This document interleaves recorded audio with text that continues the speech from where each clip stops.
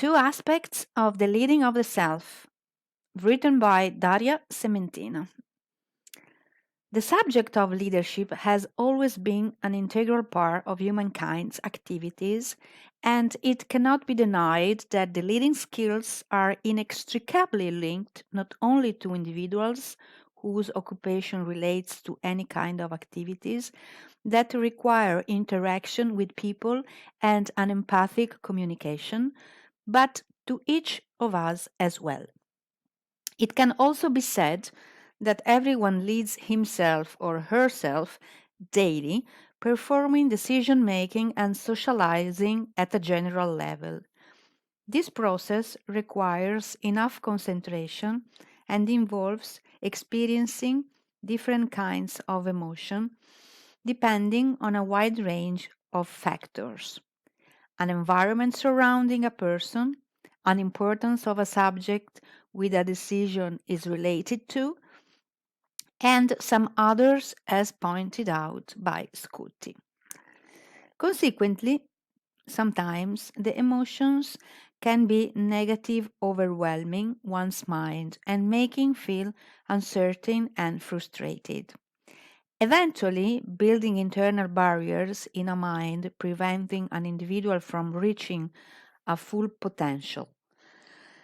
One of the most common internal obstacles is fear. It might be a fear of losing, looking bad or ridiculous in the eyes of others. In these situations, people come to a point of analyzing and criticizing themselves, going deep into possible reasons for a failure, and discouraging themselves even more, confining their minds by the walls they build by themselves. According to Galway in 1976, there are two parts of a mind that are continuously entering a dialogue with each other. Sometimes they are interpreted as voices arguing about the matters that are essential to an owner of these voices. The author suggests that these are two selves, self 1 and self 2. In general, the first self is more analytical, being responsible for technical aspects of life. For instance, as a tennis player, Galloway mentions an example of bending the knees while playing, watching the ball, and so on. Meanwhile, the second self is a more intuitive one, leading and guiding a mind on a subconscious level. They are also called the teller and the doer. The idea behind this theory is that self 1 always tells what to do and how to do it, and the self 2, which is usually silent, does. Trusting on the doer, completely relying on this part of the mind, it seems to be a challenging task for human beings who are used to overthink all their actions beforehand. When it comes to the leadership course, I was a part of the class of the semester spring 2017 called The Designers. My leadership journey started in that moment. Much has happened to studies and personal life since those days, but the ideas of Galloway's two selves still seem to be intriguing. The concepts acquired through the course are still noticeable in the daily routine, allowing to look at things from another angle and scan myself when needed. Leading off the self conception implies the following traits to be acquired and enhanced: emotional intelligence, self awareness, and personal accountability. Firstly, leading of the self is designed to assist in a clear understanding of the dynamic and issues that shape a person as a leader, to have a beneficial impact on both a leader and the people he/she guides. Secondly, the notion also helps individuals to strengthen their current level of self awareness and self actualization, identifying the ways they think, the way they react to sensations, perceptions, and emotions, acting and driving their decisions in the right direction, as well as plan a path for further professional growth in leadership. It also reinforces a capability of analyzing one's strengths and weaknesses objectively and avoiding biases.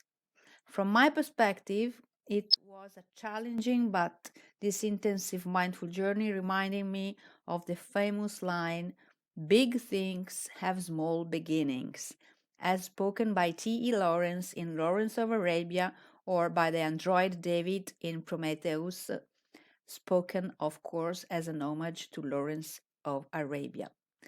In fact, before leading others successfully, a leader should deliberate himself herself as individual to learn to lead himself herself.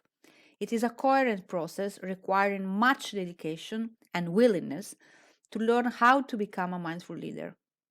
This means one should be ready to integrate leadership into everyday life, as shown in Figure 4 in the book, Emulating Successful Leaders and Work on Developing Empathy and Patience.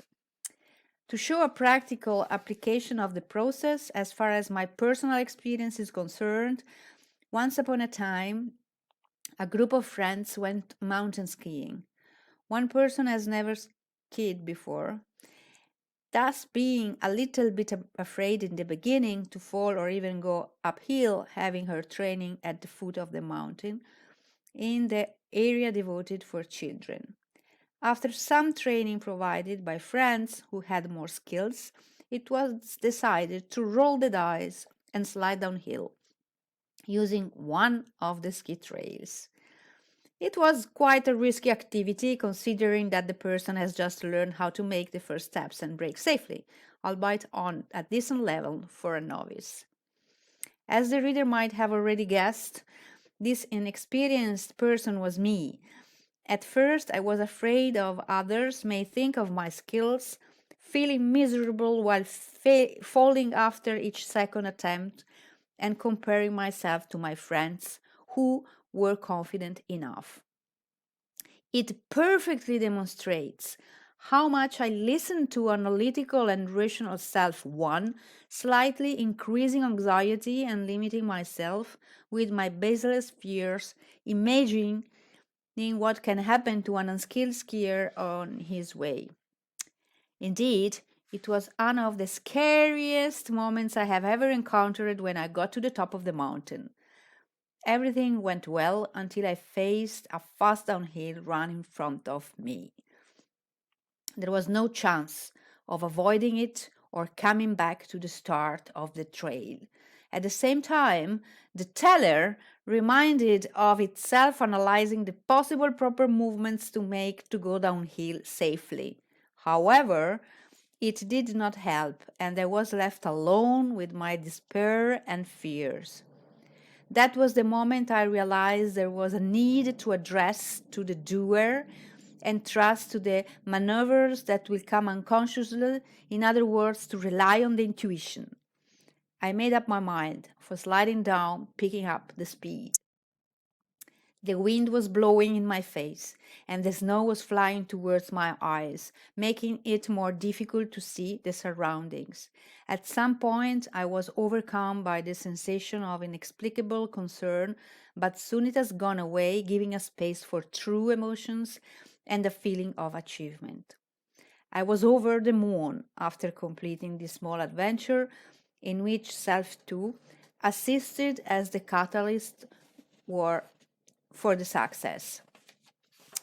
There are miscellaneous reasons why it is beneficial to develop self-leading skills.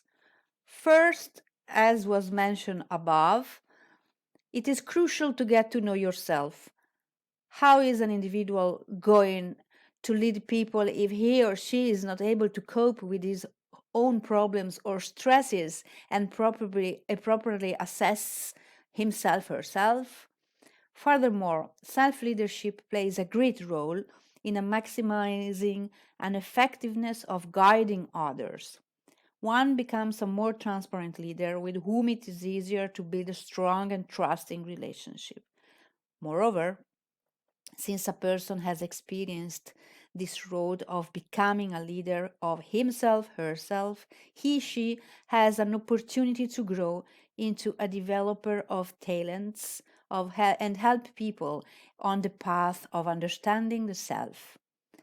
In addition, the practices stated above can effectively assist in augmenting critical thinking and analytical skills that are required in today's life. Lastly, by balancing and implementing the two aspects of the leading of the self, a person can contribute to the society, acting in a mindful way and encouraging others to do the same.